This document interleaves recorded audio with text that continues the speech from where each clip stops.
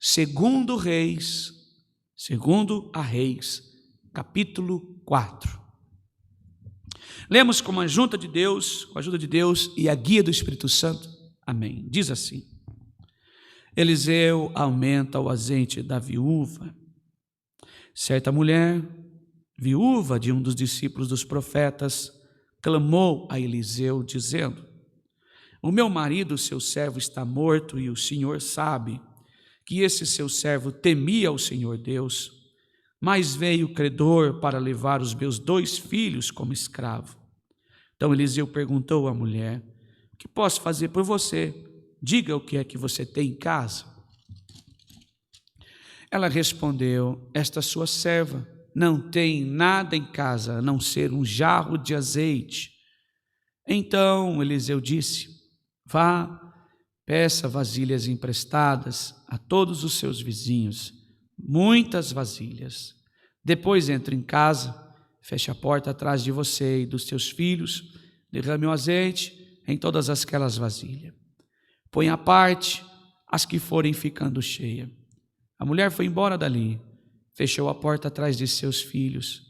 Estes lhe passavam as vasilhas e elas as enchia. Bem, quando todas estavam cheias, ela disse a uma dos filhos: Traga mais uma vasilha. Mas ele respondeu: Não há vasilha nenhuma. Então o azeite parou. Então ela foi, contou ao homem de Deus, e ele disse: Vá, venda o azeite, paga a sua dívida, e você e seus filhos vivam do que sobrar.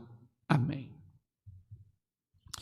Povo maravilhoso de Deus, está entre nós a palavra de Deus esta noite, um texto bastante conhecido, mas rico em propriedades espirituais. Quando nós olhamos para esse texto, irmãos, o que nós sentimos nesse texto é uma intimidade, tanto do homem de Deus, quanto daquele discípulo do homem de Deus, que era o marido desta viúva. Quando nós olhamos para esse texto, irmãos, nós vamos ver que o caos que esta mulher está vivendo, os problemas que ela está enfrentando, que ela está vivendo, não fez abalar a sua fé. Um cenário de perca, mas não é uma perca qualquer, é uma perca de alguém que ela amava. E se não bastasse a perca de alguém que ela amava, eu vejo essa mulher agora desfazendo do seu maior bem para o momento, seus filhos. Quando nós olhamos para esse texto, irmãos, talvez nós imaginamos assim, como se a dor de alguém não fosse grande o bastante para que uma dor maior pudesse acontecer. Imagine só você, seu marido falece, você vive em uma época em que a dívida precisa ser paga a qualquer custo, nem que para isso tenham que tirar tudo que você tem, e esse tudo que você tem são os seus filhos. Era a lei da época. Para pagar a sua dívida precisa tirar tudo que você tem, e o tudo seu é aquilo que você mais ama, que você gerou. Será que nós conseguimos entrar neste texto, irmãos? Quantas coisas, irmã, você que está aqui, tem você capacidade em fazer pelos seus filhos? Quero perguntar aqui de novo: o que você faria pelos seus filhos? Eu, irmãos, não tenho ideia do que eu faria para provar o meu amor pelos meus filhos. O que uma mãe faz por um filho? Eu vejo mãe que se ajoelha, faz voto. Eu vejo mãe que faz penitências. Eu vejo mãe que jejuam pelos seus filhos. Eu vejo mãe que tem capacidade de fazer inúmeras coisas que eu não posso falar aqui, porque é um canal aberto, por amor aos filhos.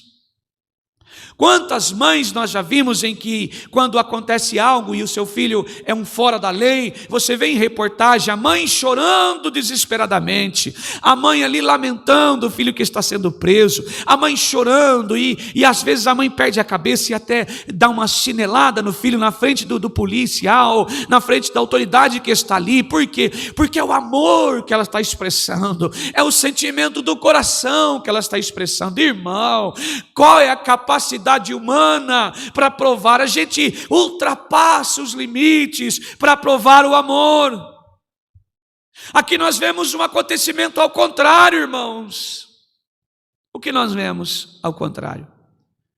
Essa mulher que um dia foi esposa de um marido obediente, ela foi esposa de um marido temente a Deus. Sabe, o homem contemporâneo de hoje, a mulher contemporânea de hoje, irmãos, na grande maioria das vezes, esse texto exemplifica isso, mas ele tem sido tão usado diferentemente, irmãos. A primeira abordagem desse tema aqui, desta noite, desta pregação, ou melhor dizendo, dessa história aqui, irmãos, a primeira abordagem que esse texto faz é uma atitude maravilhosa de um adorador, de uma adoradora, primeiro de um adorador, a fidelidade. Nós vemos este homem aqui, irmãos, que ele assim servia ao Senhor, era um homem temente a Deus, tinha seus princípios dentro da casa do Pai. Eu quero lembrar que nesta época tinha uma escola de profeta. Talvez este homem estava ligado a esta escola, talvez este homem estava ali para aprender, ele estava aprendendo, pois ele era discípulo. A Bíblia diz que ele era discípulo de Eliseu. Se era discípulo de Eliseu, Eliseu era um profeta, então ele estava aprendendo como profetizar, ele estava examinando as Escrituras, ele era um homem dado aos estudos da palavra de Deus, da Torá especificamente, ele era um homem dado aos Pentateucos, ele era um homem que exercia, glória a Deus, que aprendeu com seus antepassados, aprendeu com seus pais, quando foi pregado a Josué: não aparta o livro desta lei. Nas mãos de Josué estava a Torá, estava o Pentateuco, os 5 primeiros livros da Bíblia escritos por Moisés: Gênesis, Êxodo, Deuteronômio, Números, Levíticos. Eles estudavam a palavra. Então nós olhamos para este homem, a primeira coisa que está expressada aqui é a fidelidade. A fidelidade, irmã, em nossa vida, irmão, a fidelidade dos meus avós foram repassadas as bênçãos para os meus pais, a fidelidade dos meus pais foram repassadas como bênçãos para a minha família, e a minha fidelidade a Deus será repassada como bênção para os meus filhos, e assim é na sua casa. As promessas que Deus fez a Abraão, que daria um povo a ele, que os homens não poderiam contar, que eles seriam como sementes, como areias da praia, como seriam as águas dos oceanos, como seriam as estrelas do céu. Está eu e você aqui, porque as promessas que Deus fez a Abraão se cumprem hoje na nossa vida. Fidelidade, glória a Deus, aleluia. A fidelidade gera intimidade, a fidelidade gera comunhão, a fidelidade gera benção, a fidelidade gera provisão, a fidelidade gera proteção, a fidelidade gera, aleluia, aleluia, amor. A fidelidade gera perdão, a fidelidade gera graça, a fidelidade gera misericórdia, a fidelidade gera bondade, a fidelidade gera sustento, a fidelidade gera sobrenatural em nossa vida, obras sobrenaturais de Deus em nossa vida, aleluia. Fidelidade é que o crente precisa, é que a sua casa precisa, é que eu preciso, é o que você precisa, é o que a sua família precisa, o que a igreja precisa, o que o humano precisa, o que a graça nos dá é por fidelidade a Deus, aleluia. Não como exemplo de troca, mas como exemplo de gratidão. Senhor, o Senhor fez para mim, eu quero ser fiel até a morte. O Senhor fez para mim, eu quero adorar o Senhor, até a morte. O Senhor preparou para mim, quando eu não merecia, perdão dos meus pecados. Então eu prometo ao Senhor ser fiel até a morte. Glória a Deus, aleluia, aleluia. Primeira abordagem desse texto é a fidelidade. Mas o que era fiel já não existe mais. O homem que era fiel agora está morto. Ele tinha uma dívida. Na época, estes homens da lei cobravam, e as pessoas eram levadas como escravos. Quando você examina as Escrituras, nesta época dos reis, estava tendo muito abuso desta dívida. Como assim, irmão André? Se você devia 300 dinar na época, esses 300 dinar passava-se a 600, a 1000 dinars. E o trabalho era escravo, se explorava. Quando tinha uma lei, um regimento para aquilo, tinha um rugimento para aquilo, tinha algo que estabelecia. Você vai trabalhar como um trabalhador comum. Quantas horas? 10 horas por dia.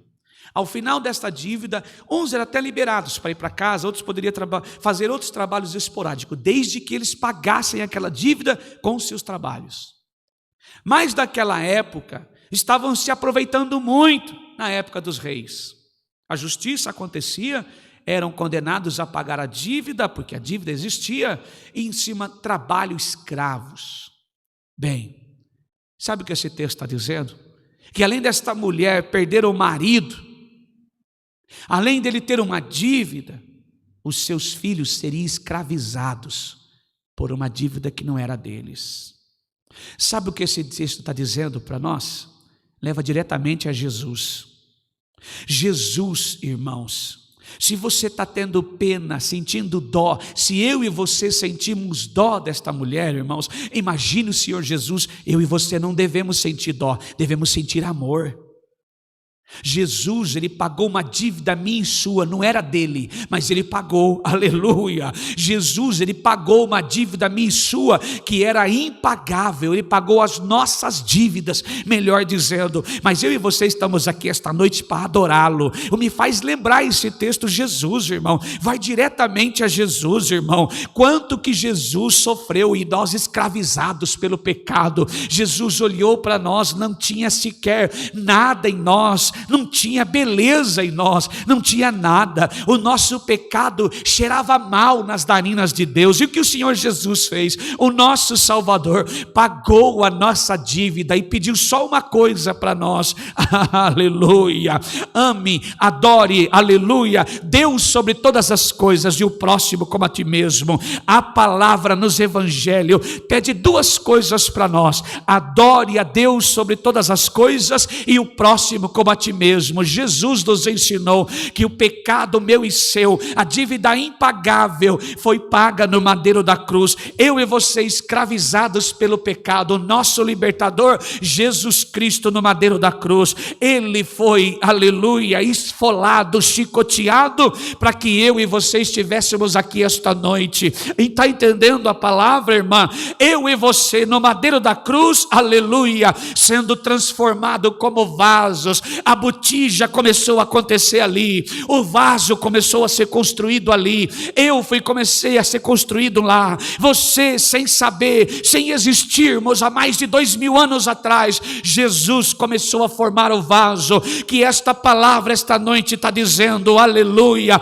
com pecado impagável, com dívida impagável. Esse texto leva diretamente a Jesus, mas ao contrário, o homem era honesto, o homem era íntimo de Deus, o homem vivia dentro do santuário, o homem examinava a palavra. Eu e você não tinha créditos em nós, e até hoje não temos. O que alcançamos hoje é através da graça de Deus. A misericórdia nos alcançou por causa da graça. Está entendendo? Lá na cruz, esse vaso que um dia estava na mão da viúva, agora transformados lá na madeira da cruz, transformado pelo sofrimento da dor de Jesus, o vaso começou a ser adornado lá. Glória a Deus, aleluia, aleluia.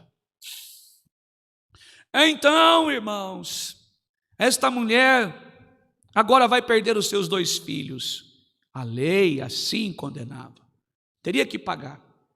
Então, ela procura o homem de Deus, e esse homem de Deus pergunta a ela: o que tens? Declara-me. Ela vai responder: eu tenho um vaso em casa. E que tem dentro dele? Um restinho de azeite. Irmãos, quantas vezes, ou talvez esta noite, eu mesmo já subi aqui inúmeras vezes, arrastando sobre as minhas costas, arrastando sobre as minhas pernas, os meus pés, irmãos, coisas que me levavam para trás, arrastando sobre o meu pensamento palavras assim, não vale a pena. Quantos de nós vivemos desta maneira? Quantos de nós chegamos dentro de uma igreja, irmãos, para cumprir com a nossa obrigação? Quantos de nós, irmãos, ajoelhamos na madrugada porque tem medo de Deus? A gente tem medo. Olhando para a nossa vida, irmã, tudo de ponta cabeça. Mas a gente é assim. Se eu parar de orar, vai ficar pior. Quantas vezes nós ajoelhamos e não temos palavras para falar? Quantas vezes eu subi aqui e perguntei para Deus o que pregar, quando a minha vida só Deus sabe como está. Um dia eu subi nesse mesmo altar e sabendo que eu tinha acabado de enterrar os meus filhos e tive que pregar vitória para a igreja. E talvez você não é diferente, porque todos somos iguais. Quantas vezes você saiu da sua casa, colocou a sua melhor roupa, penteou o seu cabelo como nunca antes tinha penteado, colocou o seu melhor perfume, até lavou o seu carro e foi à igreja, e maquiando toda a sua dor, todo o seu sofrimento. Talvez você chegou aqui esta noite desta maneira, olhando para a sua vida e dizendo assim: eu poderia estar em outros lugares, mas eu estou aqui por causa do resto de azeite da minha botija. Oh, aleluia! Eu estou aqui, Senhor. Eu fui até tua casa, eu ainda dobrei o joelho esta madrugada, eu ainda consegui abrir a minha boca para cantar um hino, eu quando menos percebi estava subiando um louvor, eu consegui dar um glória, mesmo que exprimido, por causa do resto do azeite. Aleluia! E esse azeite que ainda sobra chama esperança. Por quê? Porque quando o vaso foi moldado no madeiro da cruz, foi o azeite que escorreu de lá, o sangue de um cordeiro imaculado. Esse texto prega Cristo, o sangue do cordeiro que lavou o meu pecado, transformou a minha vida de não espécie, de que eu não tinha forma, de que você não tinha forma, nos fez como um vaso, nos fez um vaso, limpou a nós, edificou com o sangue da cruz e a sua palavra, lavou o nosso pecado, e esse vaso começou a ser cheio. Mas a minha prova faz eu desanimar, mas as tormentas que se levantam em sua vida, as tempestades que se levantam em sua vida, faz você parar, faz você desistir, e carregamos nos nossos pés bolas cheias de problema, sacos de imundícia em nossas costas, tempestades que se levantam. Então esse azeite vai saindo, o vaso vai quebrando, o vaso vai se deformando, e o vaso se esquece que ele foi modelado na cruz do Calvário. Oh, aleluia! E de lá o azeite que verteu, o sangue que jorrou, a água que saiu, transformou o barro agora em vaso, transformou o vaso em uma forma de dor, sacrifício e sangue vertido na cruz. Aleluia! Oh, glória a Deus, aleluia! Como é maravilhoso conhecer o Evangelho, como é maravilhoso conhecer a palavra de fato como ela é. Aleluia! E então, este vaso, uma hora, só tem um restinho de azeite. Talvez se alguém perguntasse a você agora: como você está? Você diria: eu ainda tenho um pouquinho de Jesus em mim. Não é assim, irmãos. Eu ainda tenho um pouquinho de graça, e é o que tem me sustentado. Se você olhar para a minha vida, homem, mulher de Deus, só Deus sabe o que eu tenho vivido. Mas esse amor é tão grande, irmã, esta graça é tão grande que às vezes eu e você nem valorizamos, por causa dos problemas em que enfrentamos, por causa das coisas em que passamos. Foi através desta graça que você chegou aqui. E quando digo graça, é aquela que foi distribuída a mim e a você, quando nós não merecíamos. A graça do Deus poderoso, dizendo assim: e eu estou junto de vós, ei, a minha palavra está te enchendo, o vaso precisa estar cheio. E isso está acontecendo justamente agora. Deus está descobrindo o segredo do seu coração, Deus está descobrindo o segredo da sua alma. Deus quer entrar dentro da sua casa hoje, Deus quer libertar a sua família, Deus quer que você esteja cheia deste azeite, e você pode sim. Por que pode? Porque o vaso foi modelado na cruz. Ele não escolheu assim, aleluia, aleluia, o seu tamanho, como você seria, se você seria rico ou pobre, se você tinha boniteza ou não, se você sabia se expressar ou não, se você tinha estudo ou não, simplesmente Ele escolheu. Por quê? Porque o amor ágape, o amor que não separa, o amor que não é fingido, o amor que não é mentiroso, o amor que não é falso, o amor que não é hipócrita, o amor que não dá com essa e cobra dessa, o amor que não faz para sair contando para todo mundo. Não é um amor para se aparecer, é um amor que se doou na cruz do Calvário, aleluia. É este amor que buscou a mim e a você esta noite e perguntou para nós: o que você tem aí, mulher? O que você tem aí, homem? Eu tenho um vaso quebrado, eu tenho um vaso trincado que está vazando tudo. Quando eu penso que Deus está em minha vida, de repente Ele se foi embora, eu não sinto mais a sua presença, eu não sinto mais a sua palavra. Deus está dizendo assim: sente sim, a presença de Deus está aqui, a presença de Deus está aí, e a palavra está adornando o vaso. Quer encher você do Espírito de Deus, quer encher você da palavra, quer encher você da manifestação do Espírito Santo, quer estender as mãos para sua casa, quer estender as mãos para sua vida e dizer: vem, vem, debaixo das minhas asas tem seguro, debaixo das minhas asas tem proteção. Aleluia, glória a Deus, aleluia, aleluia. Quantas vezes ouvimos que vai ser aumentado o vaso e nunca aumentou o azeite? Nada disso. Isso é uma palavra profética, irmãos, é uma palavra espiritual, aonde Deus olha para o vaso que um dia quebrou na mão do oleiro, que um dia quebrou na mão do oleiro, e ele usou o mesmo barro e a mesma forma e modelou novamente. O mesmo barro, sabe quem é? Eu e você.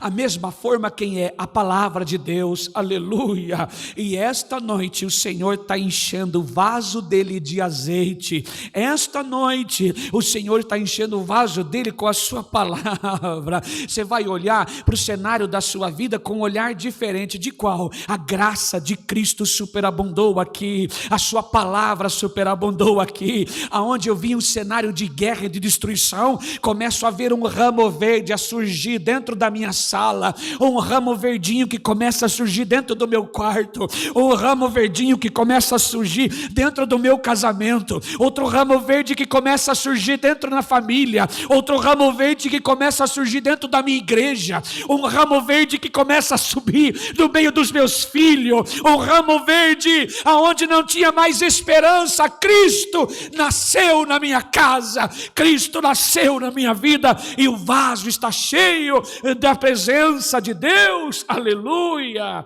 glória a Deus, aleluia. É uma fonte inesgotável a palavra de Deus, assim como foi aquela mulher. Todos os dias, quando nós levantamos pela manhã, entregamos a nossa vida ao Senhor, irmãos, a fonte inesgotável da palavra de Deus, a água da vida jorra, porque ela é inesgotável. Para essa mulher foi a mesma coisa. Quando parou o azeite, quando tudo estava cheio, quando começar a baixar a sua vida, quando faltar algo de fé no seu coração e você balançar em sua base cristã, vai buscar da fonte da água da vida, palavra de Deus, e o vaso estará cheio para sempre. Esta é a palavra Deus seja louvado. Amém.